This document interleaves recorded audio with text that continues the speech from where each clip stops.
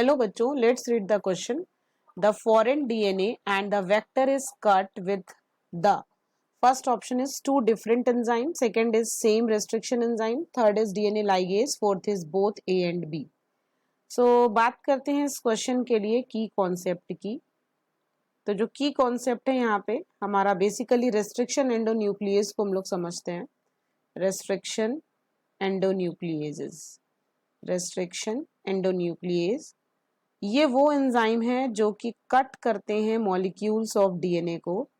They cut the molecules of DNA, cut the molecules of DNA, molecules of DNA at particular sites, at particular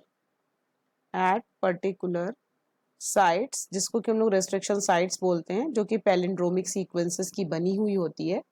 तो यहाँ पे question पूछ रहा है कि जो रेस्ट्रिक्शन एंजाइम्स होते हैं वो पर्टिकुलर सीक्वेंस पे कट करते हैं, तो उनका जो रेस्ट्रिक्शन एंजाइम होगा सेम रेस्ट्रिक्शन एंजाइम हम लोग यूज करेंगे.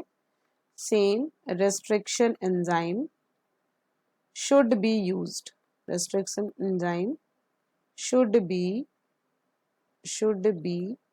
used as it produces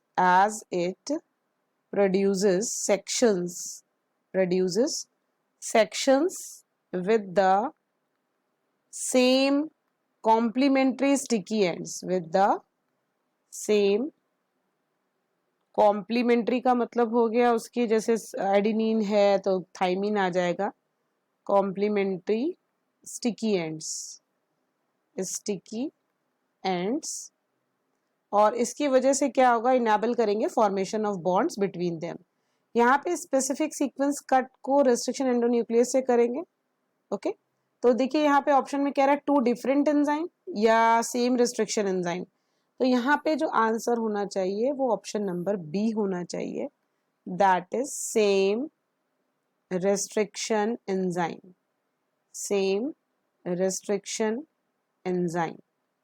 और जो थर्ड है डीएनए लाइगेज और फोर्थ है both A and B. A and B नहीं जाएगा, सेम रेस्ट्रिक्शन एंजाइम ऑप्शन जाएगा. Option B is the correct answer. Hope you understand well. Best of luck.